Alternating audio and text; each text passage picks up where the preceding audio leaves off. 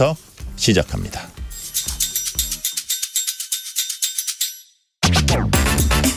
뉴스레터 K 정치 토크 이동학 전 민주당 최고위원 정광재 전 국민의힘 대변인 나오셨습니다. 어서 오세요. 네, 안녕하세요. 반갑습니다. 자, 이재명 대통령이 국민의힘 중진 의원들을 만나서 이제 골프 회동을 지금까지 확인된 건 한 두 회동입니다. 하나는 뭐 박덕흠, 주호영 이렇게 뭐 국회의장을 거의 뭐 끝내려고 하는 분 혹은 새로 국회 부의장을 또 맡는 분, 그 야당목 부의장 이렇게 하고 아마 조정식 국회의장이 같이 한 것 같기도 하고요. 이렇게 회동 한번 했고 그다음에는 김태호 의원이 본인도 이제 골프를 쳤다 하면서 거기서 오간 얘기를 밝히면서 지금 우리가 거기서 나온 어떤 그 워딩들을 가지고 좀 얘기를 해볼 텐데 그에 앞서서 자, 정광재 대변인. 네. 국민의힘 의원들과 이렇게 개별적으로 만남을 가지면서 또 얘기도 듣고 하는 거예요. 어떻게 평가하십니까? 지지자들이 양극단의 평가를 하더라고요. 지금 골프 칠 때냐 이런 얘기를 하시는 분도 있고. 네.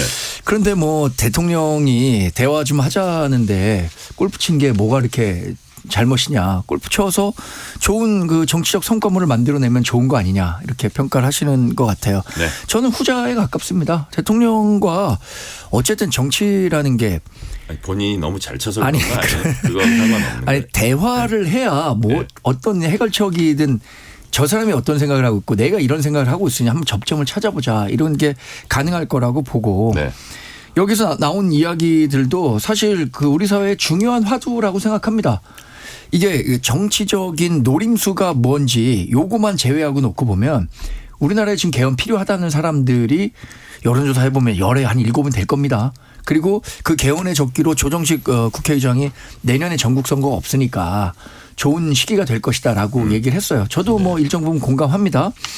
근데 거기에서 이제 뭐 이재명 대통령 연임과 관련해서 국민의 선택에 달렸다. 이런 식의 그 사족을 붙이는 바람에 논란이 되긴 했지만 네. 어쨌든 대통령과 야당 중진 정치인들 간에 대화를 복원할 필요는 있다고 생각합니다. 여기서 뭐 그 어떤 그 음모론적인 시각 그러니까 이 중진 의원들을 잘 구슬러서 3분의 2 국회의원 구성을 하면 내가 원하는 쪽으로 정계 개편도 하고 내 연임도 가능하겠지. 저는 그렇게까지 갈 수 있을 사안이라고 생각하지는 않거든요. 이게 국민들이 갖고 있는 집단 지성이라는 게 있기 때문에. 그래서 뭐 일단 만남 자체에는 의미 있었다고 생각하고요. 이거를 바탕으로 어떤 성과물을 만들어내느냐 여기에 따라서 평가가 좀 달라지지 않을까 싶습니다. 그래요. 저 이제 지금 얘기하는 대통령 중임 이제 뭐 요 부분을 본격적으로 얘기하기 전에 야당에서는 또 이런 지적도 있어요. 이동학 최고위원님. 뭐냐면 아니 아주 야당이 강력 반대하는 이런 것들은 정부 여당이 하나도 들어주지 않고 일방적으로 그 거대 여당이 다 처리를 하고 대통령도 그 법안을 국무회의에서 다시 이제 인도스를 하고 뭐 여러 가지 면들이 그렇게 이제 흘러가는데 이게 골프 치면서 혹은 대화한다면서 밥 한번 이게 무슨 의미가 있냐 이런 좀 볼멘 소리가 야당에서 나오거든요.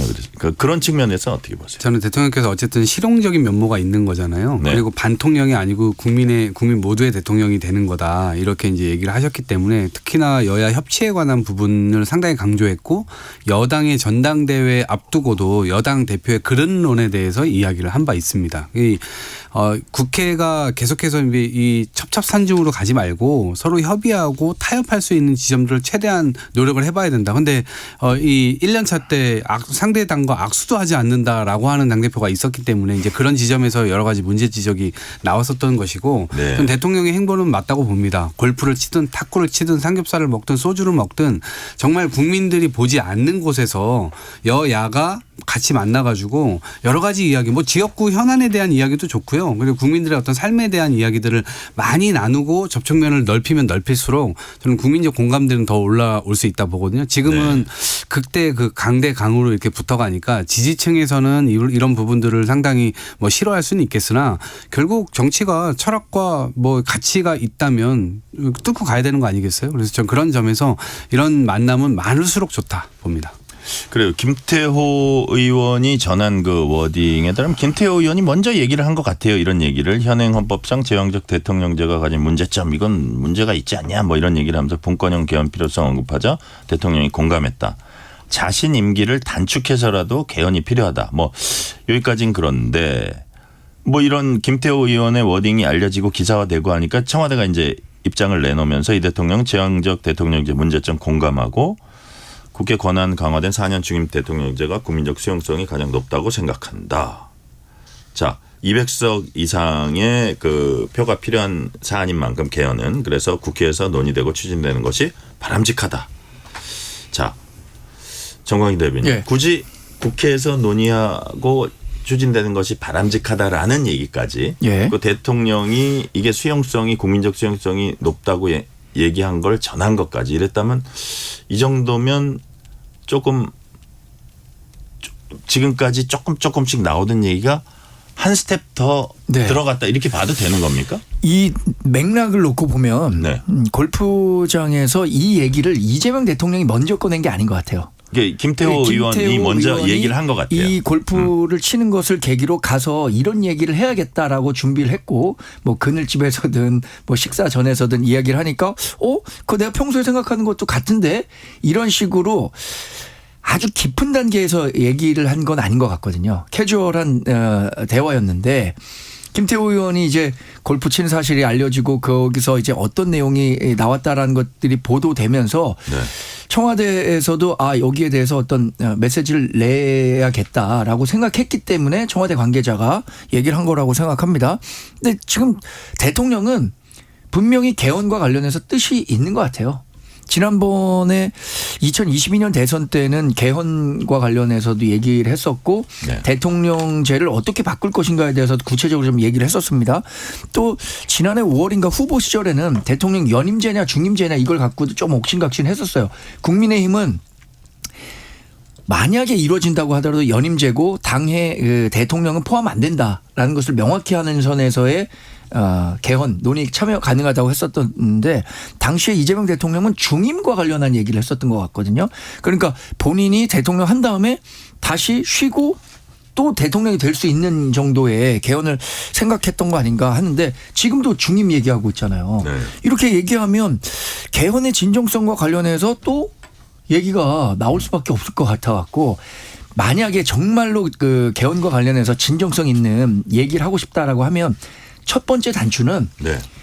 나는 연임 대통령에 출마하지 않는다. 나는 이번 그 헌법 128조에 해당하기 때문에 당의 대통령에 해당해서 연임이든 중임이든 할 수 없다는 것을 명확히 하고 또 하나 임기가 끝난 후에 재판 받겠다. 이거 명확히 하면 국민의힘에서도 적극적으로 개헌 논의에 참여할 동력이 마련될 수 있을 것 같습니다. 그래요. 근데 네. 그렇게 할 가능성은 얼마나 된다고 보세요?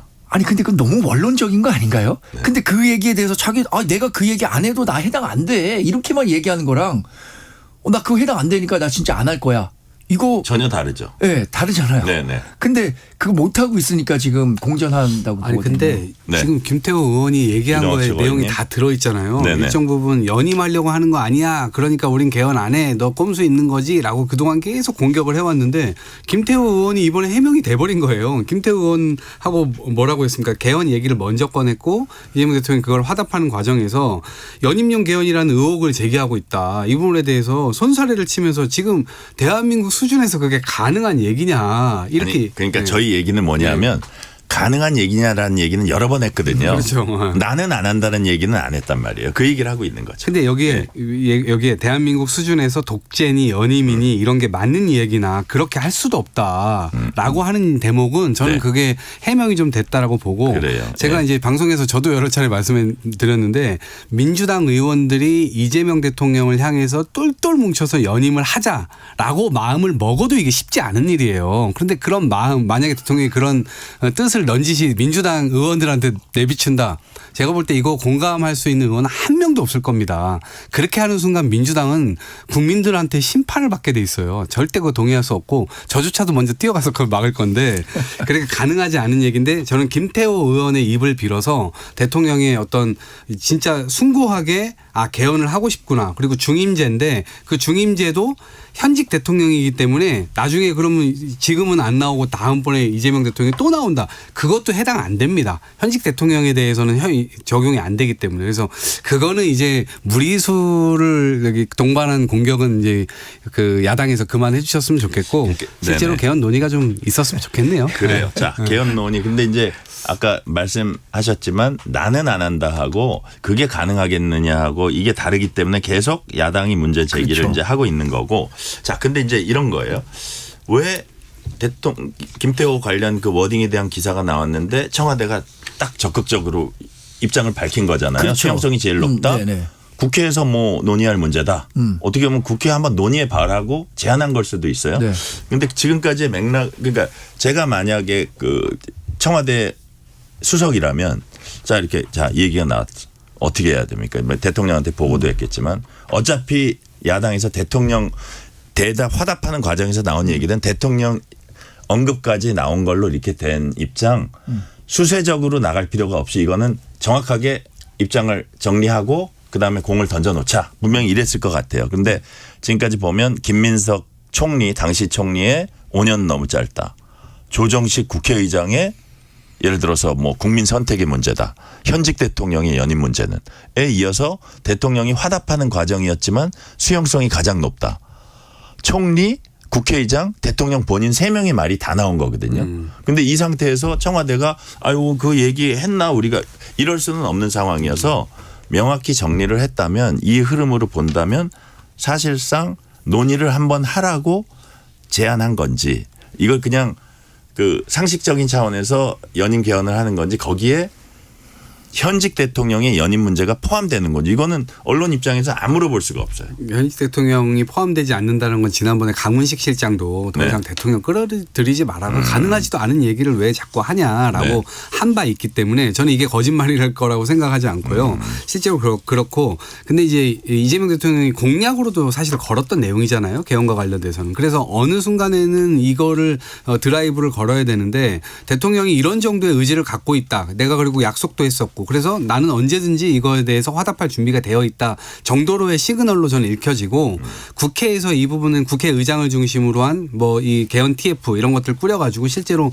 지난번에 이제 동력이 살짝 없어질 뻔했는데 지금이라도 다시 살려서 이걸 갔으면 좋겠다 생각이 들고 무엇보다도 이제 국민들이 계속 불행하잖아요. 내가 만든 대통령이 그 다음번에 되면 감옥에 가야 되고 야당은 현직 대통령을 계속해서 감옥에 집어 넣으려고 최선을 다하고 이런 방식으로 한국 정치가 굴러가는 것은 현대사 비극이잖아요. 이제 더 이상 이제 그러한 것들은 좀 끊어내자 하는 측면에서 받아들이면 좋겠습니다. 그래서 이게 정광희 대변님 C줄 날줄을 보면 C줄은 김민석 그다음에 조정식 그다음에 이 대통령의 발언으로 이었고 날줄은 공소 취소 공소기각 연임 개헌 이렇게 이어지니까 아 대통령이 정말 재판받기 싫어서 이런 일들이 계속 벌어지나 네. 이런 의심을 계속 가지고 있는 상황에서 가장 중요한 거는 본인이 명확하게 클리어하는 것 같은데 일단 그 상황은 아니잖아요. 정치라는 게 맥락 속에서 이해해야 되잖아요. 네. 말씀하신 것처럼 이재명 대통령 본인이 사법 리스크가 있기 때문에 무언가를 새로 제안했을 때 반발이 있을 수밖에 없는 거예요. 이번에 그렇게 얘기했다는 거 아닙니까? 그거 개헌해야 되는데 그거 내가 하자 그러면 또 엄청나게 반대할 거다. 이렇게 얘기를 하잖아요. 네. 근데 왜 자기가 하면은 반대하자겠다는 의견이 많아지겠습니까? 본인의 사법 리스크 때문이잖아요. 그러니까 그것과 관련해서는 본인이 명확하게 얘기하면 돼요. 난 대통령 임기 끝난 후에 재판 받겠다. 재판을 통해서 무죄를 이끌어내겠다라고 본인이 잘할 거 아닙니까? 자기가 무죄인지 유죄인지. 그럼 얘기를 하면 되는데 얘기를 못하니까 사람들이 또 이거 재판 받기 싫어서 이런 거 아니냐라는 의심을 중폭시키는 거라고 보고요. 네. 저도 개헌 필요하다고 생각합니다. 이미 1987년 체제 이후에 대통령제를 채택한 이후 단임제에서 여러 명의 대통령이 불행한 현실을 맞닥뜨리게 된 거 아닙니까? 그렇게 한다면 이 제왕적 대통령제에 대해서 이제 사람의 문제가 아니라 네. 시스템의 문제가 있었다라고 인식을 해야 될 것 같아요. 그 진정성은 아까 말씀드린 대로 이재명 대통령이 나 정말로 국가를 위해 개헌하는 거고 나를 위한 그 정치적 동기는 전혀 없다라고 선언하는 순간 그때서부터 급물살을 타고 진행될 수 있을 거라고 생각합니다. 네. 어제 국회에선 국민의힘 이진숙 의원이 토론회를 개최했습니다. 새 역사 국민운동이라는 단체와 함께 공동 개최를 했는데 5.18 민주화운동 인식 관련 토론회였어요. 여기서 이 단체 이영훈 대표는 서울대 경제학과 교수 출신이죠.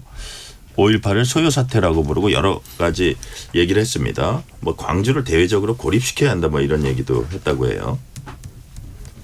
자, 일단 이동학 최고위원 어떻게 평가하십니까? 역사 뒤집기를 시도하려고 하는 세력들이 여전히 우리나라 일각에 있죠. 근데 이거를 국회에 초대해가지고 이거를 열 수 있도록 판을 깔아주는 국회의원이 있을 수가 있습니까? 더더군다나 국민의힘 당원당규에 5.18 정신 계승이라고 하는 부분이 분명하게 있는데 그것과 완전히 배치되는 그런 측면에 이 토론회를 연다는 건 제가 볼 땐 정치적 의도가 있다. 그리고 본인이 스스로 극우 여전사로 재탄생하기 위한 그런 빌드업을 거치고 있는 게 아니냐라는 생각이 들고 저는 국민의힘에서 이 부분이 우리 당과는 상관없다. 뭐 이런 식으로 그냥 개별 의원의 어떤 입법 활동이다. 이렇게 이야기할 것이 아니고 분명하게 징계가 있어야 된다. 그러니까 윤리위원회가 이런 데 나서가지고 실제로 본인들의 당원 당규를 어긴 사안이고 또 본인들이 이 5.18을 폄훼하고 뭐 모멸감을 줄 어떤 의도가 없는 정당이라고 한다면 명확한 조치를 취해야 되는 거죠. 그냥 나몰라라 하고 있어서는 안 되는 거죠. 그래서 그런 부분들에 대한 처우가 반드시 있어야 된다 생각하고 저는 국회 차원에서 민주당 차원에서는 이게 너무나 화가 날 수밖에 없어요. 아직도 피해자들이 있는 상태인데 이거를 국가폭력의 피해자들에 대해서 여전히 모멸감을 느끼게 한다는 이런 행동이 국회에서 나왔다는 것은 전 국회의원 자격이 없다 이렇게 생각합니다. 네. 정광주 대변인. 저 국민의힘 지도부 정정치 원내대표도 이제 만류를 했다는데 네. 이진숙 의원 본인은 강행했다는 거고. 자, 그래서 이제 이미 어떻게 보면 강행을 했어요. 네. 이거를 국민의힘이 어떻게 주워 담을 수 있습니까? 저도 이런 그 이진숙 의원의 개별적인 돌발 행동 이해할 수가 없습니다. 대단히 유감스러운 일이에요. 5.18 광주 민주화운동에 대해서는 이미 사법적으로 역사적으로 평가가 끝난 겁니다. 뭐 흔히 얘기하기를 이미 교과서에 실릴 정도로 역사 평가가 끝난 거예요. 5.18 광주 민주화 운동이 있었고 그것을 부당하게 무력으로 진압하는 과정에서 다수의 희생자가 발생했다. 이거 이제 사실로 확인된 거 아니에요? 그러면 이진숙 의원 같은 경우는 본인 정치인이잖아요. 이 주제를 갖고 뭐라고 했냐면 학술 포럼이라고 그랬어요. 학술 포럼을 왜 국회에서 합니까? 학술 포럼은 서울대 강당을 빌리든 뭐 고대 강당을 빌리든 교수들끼리 모여서 사실 이때 당시에 우리가 간과했었던 이런 측면이 있었다. 이런 것들에 대해서 새로운 발견이 있었으니까 재조명이 필요하다라고 얘기하는 건 할 수 있죠. 그거는 학문 자유의 영역입니다. 예를 들어서 뭐 제국의 위안부 이런 걸 썼던 그 작가분도 대법원에서 제가 무죄 판결 받은 걸 알고 있는데 그런 식으로 학술적인 재조명과 정치적으로 이것을 이용하려고 하는 것은 완전히 다른 개념이라고 보거든요. 그런 측면에서 이진숙 의원은 이거 대단히 부적절한 행사를 주최한 겁니다. 그것도 더군다나 국민의힘 지도부에서 우려가 되니까 하지 말는 게 좋겠다라고 했는데까지 한 거는 저도 사실 뭐 마음만 같아서는 윤리제소감이라고 생각하는데 그 실제로 이루어질지 모르겠어요. 아직 장동혁 대표가 이에 대한 입장도 공식적으로 밝힌 바 없기 여당에서는 때문에. 의원직 제명 추진하겠다 뭐 이러고 있습니다. 근데 뭐 또 의원직 제명까지 갈 일은 아니라고 생각합니다. 제가 또 제명 얘기하니까 이 제명이라는 것이 하니까 대통령 이름을 갖고 왜 그러는 아재 개그를 한번 하신 적이 있었어 갖고 제명까지 갈 사안은 아니지만 정치적으로 분명히 책임을 져야 되는 부분은 있다고 생각합니다. 자, 뭐 제명 여부 뭐 그거는 제쳐두고 예. 분명히 민주당은 이 문제에 대한 국민의힘의 입장을 정확히 뭔지 이제 물어볼 겁니다. 예. 그러면 이거는 우리 당론하고는 전혀 그렇죠. 배치된다 이럴 네, 거 아니에요? 그렇습니다. 예. 그렇다면 조치를 하라고 요구할 겁니다. 그러니까 그 조치와 관련해서 제가 지금 당 지도부의 일원도 아니고 그냥 당 박도 없고 그냥 당 정만 갖고 있는 사람으로의 관점만 본다면 충분히 윤리위원회에 제소될 만한 일이라고 생각해요. 왜냐 2019년에 이런 일이 있었을 때 3명의 의원들이 징계를 받았어요. 이종명 의원은 당에서 제명 조치 받았지만 제명 의결이 됐지만 1년 후에나 제명이 된 거고 나머지 뭐 김진태 의원 경고 받았고 김순례 의원인가요? 3개월 당원권 정지 받았어요. 근데 그때와 비교해서도 그 이진숙 의원이 지금 개최하고 이렇게 정치적 논란을 일으키고 국민의힘이 이제 일반 국민 여론으로부터 좀 멀어지게 되는 그런 그 재료가 됐다는 점에선 충분히 검토해 볼 만한 사안인데 제 생각과 또 당 지도부 생각은 다를 수 있으니까 제가 확건해서 말씀드리기는 어렵겠죠. 그래요. 자, 이동학 최고위원님 보시기엔 이게 국민의힘이 어떤 조치를 해야 된다고 보세요? 아니 당장 제명 조치해야죠. 그러니까 이게 뭐 국회 윤리특위로 가면 또 다른 사안이겠지만 당 내부에서는 당연히 우리 당원 당규를 어겼어요. 근데 그 부분에 대해서 예컨대 지방선거 전에 고성국 슈퍼 당원에 대해서 전두환 사진 걸자라고 얘기를 했었는데 그때 서울시당 윤리위가 열려가지고 이 탈당 권고를 내렸습니다. 최고 수위의 징계였어요. 10일 이내에 탈당해야 돼요. 탈당 안 하면 출당시켜버립니다.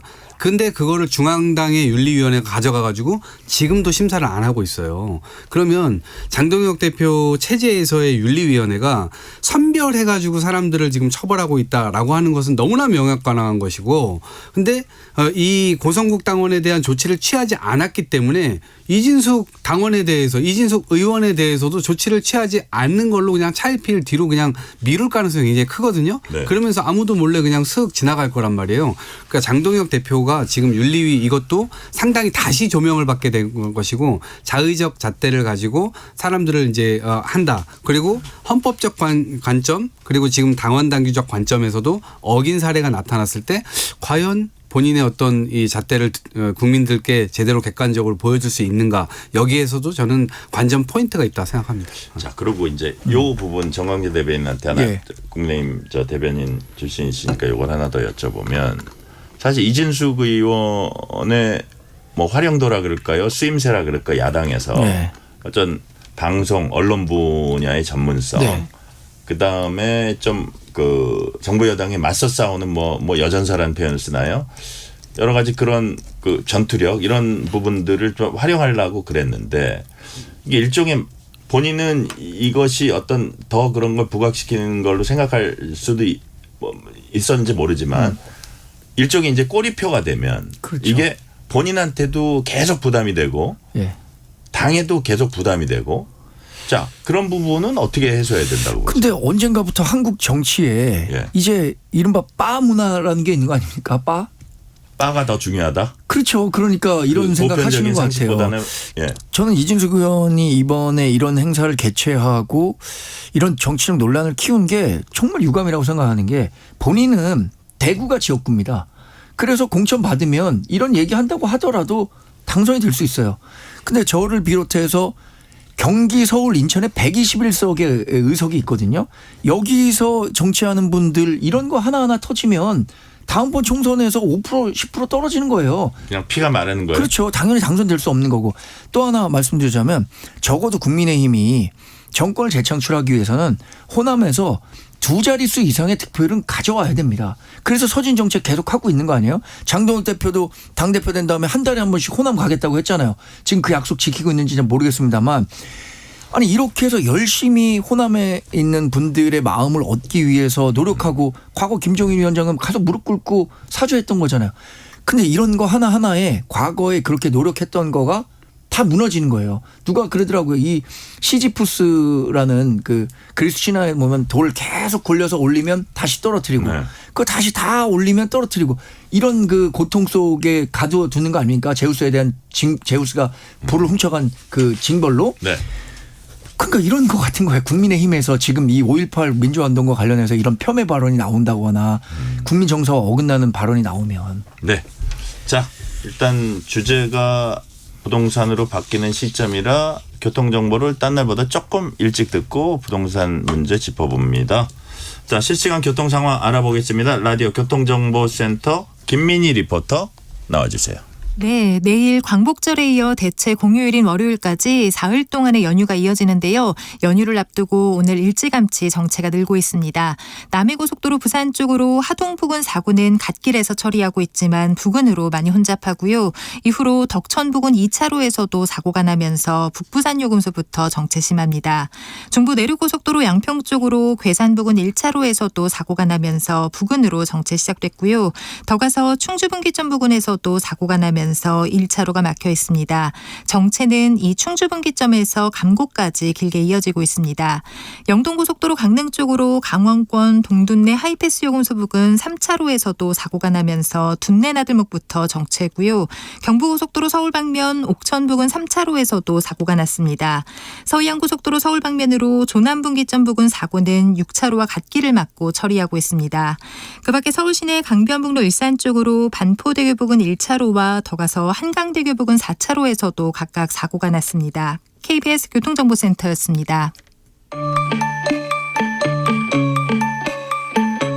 퇴근길 당신과 함께 읽는 세상 이야기 KBS 1라디오 뉴스레터 K 문자 샵 9730 짧은 문자 50원 긴 문자 100원 어플리케이션 콩은 무료 유튜브 KBS 1라디오 계정 채팅창도 열려 있습니다.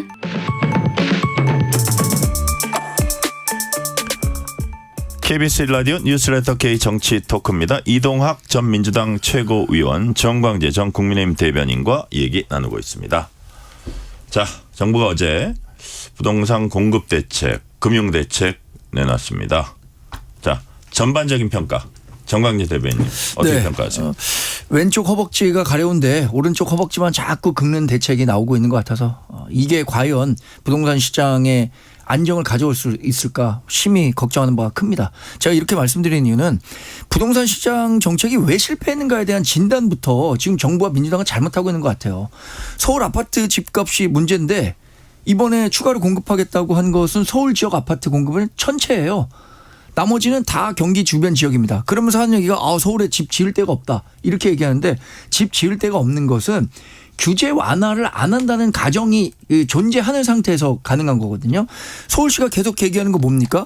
도심 재개발 재건축을 통해서 충분히 새로운 아파트 공급할 수 있다. 용적률 완화, 이주자 대출 완화, 이주자 조합원 양도 지위 완화 이런 거를 통해서도 충분히 새로운 지역에 좋은 아파트들이 많이 생길 수 있다라는 신뢰를 얻을 수 있는데 그거는 그냥 귀뚱으로 듣고 자기들이 원하는 지역에만 그냥 얘기를 하고 있는 거예요. 그러니까 안 되는 거고 또 하나는 PF 대출을 30조에서 45조 원으로 늘리면 부동산 개발하는 건설사들이 그 PF를 이용해서 적극적으로 공급하겠다는 거잖아요. 근데 지금 왜 그 PF가 안 이루어지는지를 아셔야 돼요. 대출 규제를 해놓으니까 네. 고가 아파트를 분양받으려고 하는 사람이 현금 쌓아놓고 있는 거 아니거든요. 다 대출 받아서 이 분양을 받아야 되는데 대출 규제 안 풀어주잖아요. 그러면 이 아무리 그 분양을 한다고 하더라도 그거를 분양을 받지 못합니다. 네. 근데 그 분양과 관련해서 대출 규제는 그대로 두고 PF만 풀어주면 분양될 거다? 이것도 오산입니다. 저는 그래서 기존 주택과 관련한 매매에 있어서의 대출 규제는 본인들이 원하는 대로 유지한다고 하더라도 네. 신규 주택과 관련해서만이라도 신규 주택 이번에 뭐 뉴홈 같은 거 문제가 된 거 아닙니까? 그런 데에 대해서는 대출 풀어줘야 되죠. 그래요. 자, 그래서 이제 이 가계부채 총량 증가율 관리 목표 이제 좀 완화한 거 그 부분 갖고는 별로 이게 그 숨통을 틔워줄 정도는 아니라고 보시는 거예요, 정광재 대변인님? 그렇죠. 지금 그 근본적으로는 네. 공급 부문에 대해서 뭐 속도를 내서 네. 일정 정도 뭐 빨리빨리 하면은 시장 수요를 맞출 수 있을 것이다라고 얘기하지만 지금 정도의 대책으로는 어렵다는 거고 저는 이 관련해서는 제일 문제가 되는 데가 서울시 아닙니까? 네. 그럼 서울시에 대해서 제일 잘 알고 있는 데가 어디겠어요? 서울시청 아니겠어요? 서울시장이고. 근데 오세훈 시장이 국무회의에서 얘기 좀 하려고 그러니까 입틀막 하고. 그리고 재건축 재개발 규제 좀 완화해달라 하니까 그걸로는 뭐 얼마 안 늘어난다. 해보지도 않았는데 어떻게 늘어난지 안 늘어난지 알아요. 서울시에서는 분명히 그 효과가 있다고 하는데. 그러니까 서울시장과 시청 또 진짜 부동산 시장의 얘기를 들었으면 하는 바람입니다. 네. 이동학 최고위원님은 네.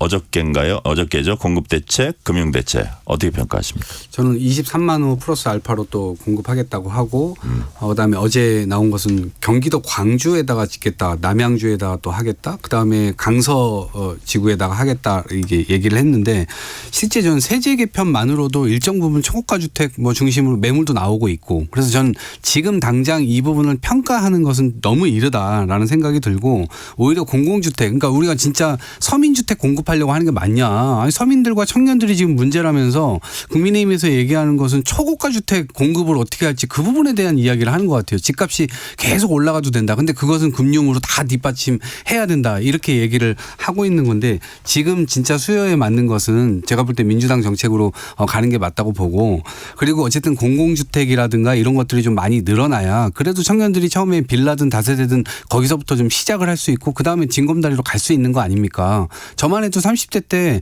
반지하방도 살고 옥탑방도 살고 그렇다고 해서 뭐 다 이렇게 살아야 된다는 건 아니지만 단계라는 게 있는 거죠. 처음부터 15억 주택, 20억 주택에 빚 잔뜩 내가지고 살아라. 소득도 안 되면 그거 대출도 안 나오잖아요. 어차피 소득 그 증명이 안 되면. 그런 측면에서 실제로 청년들과 서민들에게 필요한 그 구간의 주택을 공급하는 게 매우 중요하다는 생각이 들고 말씀해 주신 대로 일정 부분 받아들일 수 있는 건 지금 당장 전월세 부분이라든가 이런 부분들의 문제가 좀 생기는 거 아닙니까? 그러면 저는 속도를 그나마 건물 지으려면 이거 뭐 4년 5년 걸리고 또 아파트 같은 경우는 10년씩 걸리는데 매입 임대주택 같은 것들 전향적으로 좀 준비해 가지고 요 대책도 추가적으로 뭐 또 대책을 발표한다고 하는데 이런 매입 임대주택 관련된 정책이 또 나올 수 있지 않을까 이제 그런 기대들도 좀 가져봅니다. 지금 이동학 최고위원님 말씀하신 대로 좀 민간이 짓는 아파트 재건축하면 아파트 값이 상당히 오르니까 그게 이제 일반 청년이나 신혼부부가 접근하기가 어려우니까 여러 가지 형태 임대주택이라든지 병행하는 거 맞는 것 같아요. 그래서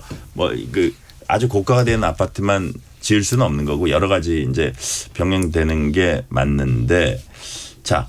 그럼에도 불구하고 어쨌든 큰 이런 지적을 어떤 그 부동산 전문가는 하더라고요. 큰 틀은 어쨌든 재건축 재개발 이런 정비 사업을 통해 가지고 40%가 늘든 얼마가 늘든 사람들이 원하는 아파트를 만들어 놓고 다른 임대주택 뭐 이런 것들 하고 그다음에 여러 가지를 같이 하되 다른 하나는 아까 말씀하신 어떤 규제 완화나 이런 걸 통해서 있는 물량이 좀 활발히 거래되도록 하는데 이 두 가지 축이 네. 대단히 중요하다. 그런 거 아닙니까? 근데 있는 물량이 활발히 거래되려면 어떻게 해야 되는지 아세요? 토지거래 허가구역을 해제해야 하고 대출 규제를 완화해야 됩니다. 여기에 양도세도 완화시켜줘야 돼요. 지금 보유세를 만약에 올렸다면? 네, 지금 양도세가 지금 세제 개편안 그대로 적용되잖아요. 네. 사실상 서울 시민들의 거주 이전의 자유는 제한되게 됩니다. 왜냐하면 제가 예를 들어서 올해 보유한 주택이 있다고 쳐요. 그게 뭐 예를 들어서 뭐 10억에 샀는데 20억이 됐어. 그러면 양도소득을 올해 안에 해결하지 않으면 양도소득이 굉장히 커진단 말이에요. 그럼 세금을 낸 이후에 남는 금액으로 갖고 그 같은 급수에 실제 거주할 수 있는 아파트를 살 수 있을까요? 양도세를 한번 내게 되면 자기 자산 가격의 한 3분의 1 정도? 한 4분의 1 정도는 날아가게 되거든요. 그러면 그 4분의 1 정도가 날아간 상태에서 그 자산 갖고 비슷한 지역으로 이전할 수 있겠냐 이거죠. 네. 그러니까 이 양도세와 관련해서는 다가구 주택 그러니까 다주택자 네네. 이분들에 대해서는 양도세 많이 매기는 거 일정 부분 용인할 수 있습니다. 그런데 1가구 1주택자들에게 특히 지금은 비거주용 1주택자에게도 양도세를 강화하겠다는 거잖아요. 이거는 시장에 전혀 먹힐 수 없는 정책이라고 생각합니다. 오죽하면 송영길 민주당 당대표 후보가 그 얘기하고 있잖아요. 왜 그런 정책 해갖고 지금 반발을 사고 있냐. 시장을 네. 망가뜨리냐. 결국 공급 금융 세제 다 이제 물려 있는 건데 자, 이제 보시기에 그런 부분은 어떻게 보세요? 4억 이하 비아파트 부분에 있어 청년들 이제 지원하는 방안. 근데 청년들 내가 패널들 나와서 좀 젊은 분들 이렇게 얘기하는 걸 보니까 아니 비아파트 부분은 대부분이 아마 이렇게 선호하지 않을 거다. 이거 약간 좀 요 비아파트 지원한다는 이 부분 약간 번지수가 잘못된 것 같다 그런 얘기를 하는 분들. 아니 제가 볼 때 그분들이 누구의 말을 듣고 있는지 네, 모르겠는데 제 주변에 친구들도 그렇고 후배들도 그렇고요. 다 단계가 있어요. 그래요? 이게 처음부터 사회생활 이제 시작했는데 연봉 3천만 원 뭐 이렇게 받고 시작을 하는데 15억짜리 아파트에 들어갈 수 있어요? 그 언감생심 그건 그런 게 있어요. 그 가능하지가 않은 거예요. 그래서 단계적으로 올라갈 수밖에 없고 처음에 저도 월세 벗어났는데 한참 걸렸습니다. 근데 그게 정당화되는 건 아닌데 일정 부분의 단계는 좀 있을 필요가 있다라고 생각이 들고 특히나 청년들 이제 대출 규제 막은 거나 아니면 신혼부부 대출 규제 막은 거 이번 이제 완화한다고 하는데 여기에 갚을 수 있는 부채냐 아니냐 이것도 판단을 해야 돼요. 그러니까 갚을 수 없는 거라면 진짜 악성 부채죠. 그거는 그런 사람한테 빚을 내주면 안 되는 건데 그 빚을 내줬던 거니까 그런 부분들은 막아야 되겠으나 갚을 능력이 있는데 대출 규제를 해가지고 실제로 못하게 한다. 그거는 울분이 있을 수 있거든요. 그래서 그런 측면에서의 이 고려는 좀 필요하다 이렇게 생각합니다. 요거 하나만 더 질문해 볼게요. 지금 이제 10만 호 신규 택지 공급 물량 중에 2만 7천은 이제 이미 얘기를 한 거. 그 중에 이제 서울 강서가 이제 1,000이고 남양주가 좀 많고 경기도 광주시 있고요. 2만 7천. 나머지 7만 3천을 뭐 10월 초쯤 발표한다고 해요. 자, 거기에 이제 그린벨트 지역이 들어갈 확률이 높다는 겁니다. 그래서 이제 용산 어린이 정원이라든지 태릉 CC라든지 뭐 이렇게 아니면 과천 경마장이라든지 거론이 되고 있는데 자칫 이동학 최고위원님한테 먼저 질문을 드리면 공급 대책 하고 막 임기 초반부터 공급 대책은 조금 뭐라 그럴까 뭐 손 놓는다는 표현은 뭐하지만 후순위로 밀려 있다가 지금 부동산 세제 여기에 대한 역풍이 부니까 공급 대책을 막 내놓다 보니까 어떤 지금 정비 사업에 대해서는 약간 부정적인 시각이 있고 그러다 보니 멀쩡한 그린벨트를 이런 너무 즉흥적으로 해제하려는 거 아니냐 이런 그렇다면 이게 책임감 있는 행정이냐 이런 의구심도 있는 것 같아요. 그러니까 급하게 나온 건 아니고요. 요 드라이브를 거의 대통령께서 거의 임기 초부터 사실은 이야기를 하신 바가 있고 이것도 이미 지방선거 전에도 엄청난 논쟁들이 있었잖아요. 이제 그때도 대통령이 후퇴를 안 했단 말이에요. 그래서 이 세제로 집값을 잡겠다라고 하는 건 아니고 세제를 정상화 시켜놓고 그다음에 공급책은 당연히 발표할 거라고 했으니까. 근데 여기에 어린이 정원 문제라든가 아니면 전 여기에 뭐 캠프킴 우리 캠프가 있었잖아요. 미군 뭐 주둔지가 있었으니까 이제 그런 부분들도 저는 대상지가 될 수 있다고 보는데 다만 이거를 일방적으로 몰아붙이지는 않았으면 좋겠다. 저는 여당의 일원이지만 오세훈 시장과 충분히 논의했으면 좋겠고 서로 머리를 맞대서 이 대책을 찾았으면 좋겠어요. 그리고 오세훈 시장 역시도 서로 민주당 탓하면 왜 서로 탓할 게 없겠습니까? 이제 그런 탓하는 건 이제 그만 보여주시고 실제로 약간의 딜을 좀 했으면 좋겠어요. 예를 들면 지금 얘기하시는 민간주택 공급하자. 그래 재건축 재개발로 어느 지구 일정 부분들은 지금 신통기획이라고 해가지고 수십 건의 어떤 이 지구들을 지금 지정을 해놨는데 그게 이제 속도가 안 나는 이유도 있을 거예요. 그렇기 때문에 오세훈 시장도 뚜렷한 지금 대책이 없는 상황에서 민주당 탓만 하고 있는 거거든요. 만약에 그게 탓이 할 수 있었다 그러면 윤석열 정부하고 오세훈 시장은 같은 정당인데 왜 그때는 오히려 착공 물량이 더 줄었습니까? 그렇기 때문에 이게 그런 정도로 어려운 사안이기 때문에 머리를 좀 맞대고 그린벨트 지역도 예를 들면 지금 우리가 탄소 중립적으로 혹은 녹지축을 거대하게 훼손시키지 않으면서도 친환경적으로 지을 수 있는 여러 가지 수단들이 다 있습니다. 그런 방식으로 답을 좀 찾았으면 좋겠다. 그리고 용적률을 상향한다 하더라도 거기에 공공주택의 성격을 가진 주택들을 좀 더 많이 공급하고 그렇게 서로 딜을 할 수 있는 여지는 좀 있어 보입니다. 네. 자, 사실 테이블 위에 모든 걸 올려놓을 수도 있어요. 근데 지금 이 시점에 그린벨트 해제 그것도 아주 큰 굵직굵직한 것들입니다. 이런 것들을 검토하는 거 어떻게 평가하세요? 우리 이동학 최고께서 쓰레기 문제를 연구하고 계시잖아요. 이 미래 세대를 위한 쓰레기 문제 어떻게 처리해야 되느냐. 그래서 그런지 미래 세대에 대한 고민이 바탕에 있다는 것을 제가 높이 평가합니다. 그린벨트 훼손과 관련해서는 정말로 뭐 이동학 최고도 전향적으로 말씀하셨지만 정말로 최후의 수단이라고 생각하고 해야 될 것 같아요. 그러면 이제 민주당이 이렇게 얘기합니다. 아니 2009년에는 이제 이명박 대통령이 할 때고 당시에 서울시장 오세훈 시장이었는데 그때는 그린벨트 풀어줘 갖고 아파트 줬던 거 아니냐. 그럼 지금은 왜 못하냐. 16년이 지난 지금은 완전히 상황이 달라진 거예요. 더군다나 오세훈 시장이 생각하는 부동산 시장에 대한 해법은 아주 명확하거든요. 도심 재개발로 충분하다. 그린벨트나 뭐 용산 어린이공원 건드리지 않고도 해결할 수 있는 문제가 있는데 왜 자꾸 그걸 고집하냐라고 하니까 접점을 찾기가 어려운 것 같습니다. 저도 뭐 그린벨트를 풀어서 가면서까지 서울에 있는 그린벨트를 풀어가면서까지 과연 그렇게 하는 것에 대해서 서울 시민의 공감대가 있을까? 그건 좀 따져봐야 될 부분이라고 생각합니다. 그래서 그건 정말로 최후의 수단이 돼야 될 것 같아요. 그 뉴욕의 센트럴파크 있잖아요. 아, 그렇죠. 그게 예, 예. 1800년대 중반에 이제 조성이 됐는데 맞아. 그때도 이미 막 뉴욕에 막 사람과 자본과 이런 거 재화와 이런 것들이 이게 몰려들기 시작하니까 사회 문제가 발생을 하고 빈부격차가 이미 발생을 하고 그 시의 위생 문제 이미 정신건강 문제가 그때 조금 나오기 시작했대요. 초기적으로. 그래서 그 뉴욕 이브닝 포스트 편집자였던 윌리엄 브라이언트라는 사람이 이제 센트럴파크 조성 이거 금싸라기 땅이고 뭐고 이건 무조건 해야 된다 하면서 뭐라 그랬냐면 이곳에 공원이 없으면 앞으로 똑같은 크기의 정신병원을 만들게 될 것이다라는 이제 유명한 얘기를 했는데 여하튼 뭐 꼭 보존이 무조건 뭐 정답이다 이럴 수는 없지만 조금 더 신중하게 그 협상할 수 있는 당사자들 뭐 서울시가 됐건 정부가 됐건 잘 이렇게 판단을 했으면 좋겠다는 생각을 하고요. 아, 제가 그 말을 인용했었으면 참 좋았겠다는 생각이 그래요? 드네요. 아, 너무 좋은 인용을 하셔갖고. 자, 어떤 저 신문 칼럼에 나왔더라고요. 자, 민주당 전당대회 갑니다. 오늘부터 국민 여론조사 시작됐습니다. 자, 국민 여론조사가 이동학 최고위원 네. 좀 당심 국민 여론조사 30%나 되잖아요. 그렇죠. 변수가 될 수 있나요? 변수될 수 있죠. 그래요. 네. 지금 안 그래도 호남 투표율이 혹시라도 어제만 해도 저조하다는 얘기가 저조하다는 있던데. 얘기가 있었으니까요. 오늘까지 이제 투표를 하고 또 내일까지 서울 수도권까지 할 텐데 혹시라도 투표율이 낮게 되면 실제로 조직세가 강한 사람이 우수하다. 근데 네. 그것도 서로의 주장이 지금 공방을 벌이고 있거든요.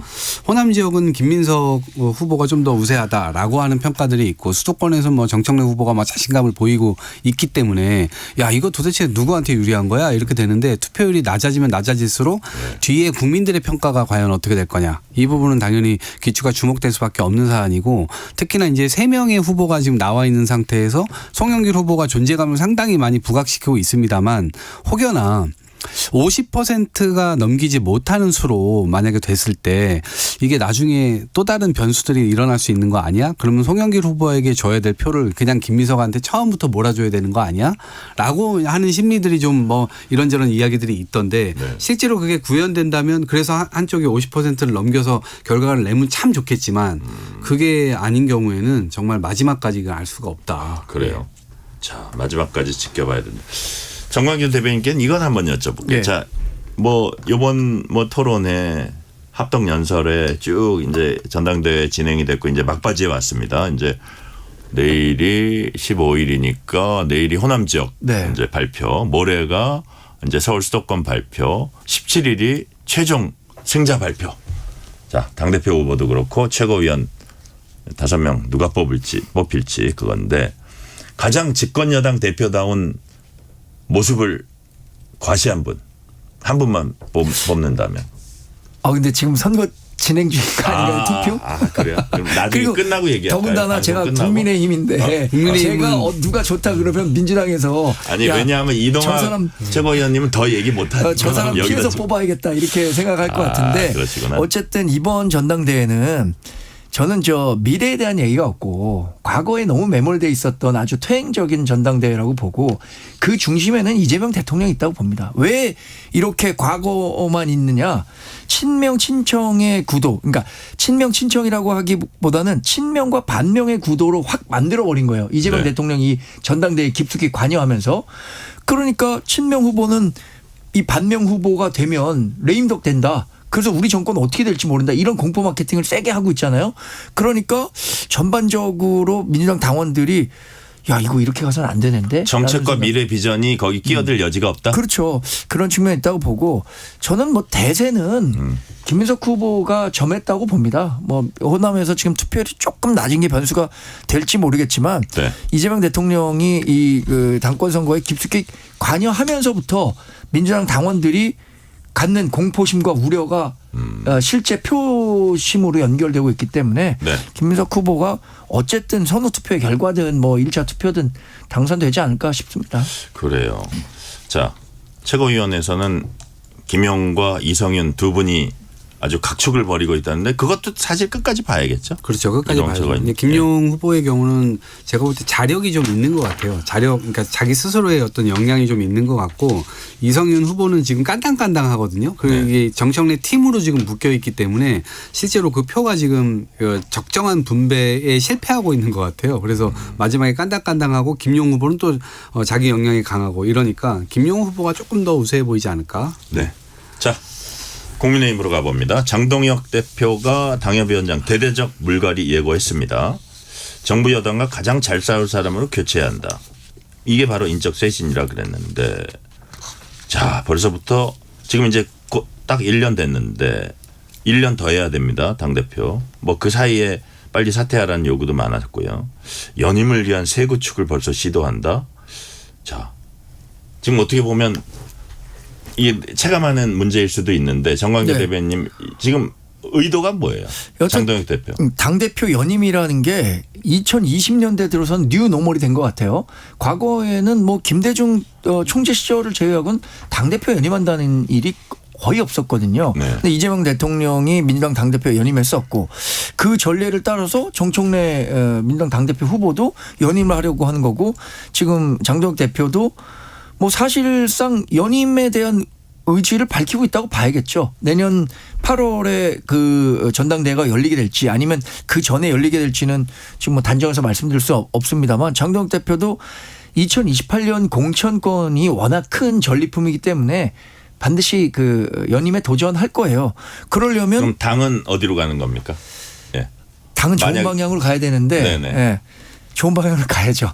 제가 생각하기에는 이번 조강특위를 통해서 그래도 본인과 가까운 사람들을 여러 당협위원장으로 만들고 싶어 할 겁니다. 그리고 그 판단 기준을 얘기했잖아요. 잘 싸우는 사람. 근데 그 잘 싸우는 기준이 저처럼 이렇게 방송에서 나와서 뭐 지도부가 잘못하고 있는 것에 대해서도 뭐 비판하고 민주당에 대해서 비판하고 이런 것이 아니라 그냥 그 뭐 예를 들어서 올림픽 공원에 있는 분들의 의지를 잘 방송에서 얘기하고 이런 정도의 사람들로 규정하고 있기 때문에 그 사람들이 당협위원장들을 많이 차지하고 있다면 다음번 당대표 선거할 때 본인에게 유리하게 작용할 거라고 생각할 것 같아요. 그러니까 그런 밑작업이라고 봐야겠죠. 정청래 대표도 당대표 시절에 특보 800명 임명해갖고 지금 뭐 토론회 과정에서 논란이 되고 있는 거 아닙니까? 네. 자, 근데 이게 정당 정치에서 보면 당심이 곧 민심하고 비슷하다고 생각하는데 그게 좀 다를 때가 있거든요. 이 국민의힘의 상황이 일반 보편적인 그 국민들의 시각과 유리된 이게 그 당원들이 나를 지지한다고 생각하니까 그걸 믿고 이제 밀어붙이는 약간 그런 것 같거든요. 이런 상황이 국민의힘 그 앞으로 이제 총선도 치러야 돼 국민의힘에 어떤 영향을 줄 거라고 보세요? 악재죠. 악재죠. 그러니까 장동혁 대표가 지금 윤석열 전 대통령이 실패한 길을 그대로 따라가고 있어요. 윤석열 대통령도 전광판 안 본다고 했고 국민 여론 중요하지 않다. 오히려 당심이 민심이다. 뭐 이래가면서 당심 100% 쪽으로 계속 가려고 했었던 거 아닙니까? 장동혁 대표가 그 길을 그대로 지금 따라가고 있는데 그 길은 망한 길이에요. 그렇기 때문에 근데 본인의 어떤 살 길도 그냥 거기에 있다라고 생각을 하고 있는 것 같습니다. 그리고 이 적대적 공생관계라고 해가지고 여야가 선거법상 지금 그렇게 제도가 또 그렇다 보니까 내가 이대로 실컷만 유지하고 있으면 아 나를 따를 사람 나를 따를 지역위원장들 만들어내면 당원들도 그 사람들을 지원해 줄 거야 라고 생각할 테지만 실제로는 저는 이 길은 굉장히 취약한 길로 본인 스스로가 가는 길이기 때문에 더더군다나 선거에서는 심판받을 수밖에 없는 길이기 때문에 끝은 좋지 않을 거라 생각합니다. 자, 시간이 이제 1분밖에 안 남았지만 한 3, 40초만 답변해 주시면 되는데 네. 최근에 보니까 경찰이 당원 게시판 서버 관리하는 업체에 대해서 첫 압수수색을 했다고요. 예. 관련 정보를 국민의힘에서 줬다고 합니다. 네. 한동훈 대표 관련해서. 네네. 네. 자, 시간 한 30초 남았지만 이건 어떻게 평가하세요? 근데 뭐 한동훈 의원이 이에 대해서 평가를 했더라고요. 이게 공정한 수사 결과만 보장이 된다면 본인이 하지 않은 것들에 대해서 무리하게 징계를 시도했다는 사실이 드러날 것이다 라고 얘기했으니까 이 사안에 대해서 가장 잘 알고 있는 사람 한동훈 의원 아닐 겁니까? 네. 지금 한동훈 의원의 이야기를 신뢰하고 있습니다. 그래요. 한동훈 의원은 오히려 이 과정을 통해서 소명될 것이다. 이런 취지로 이제 얘기를 하고 있네요.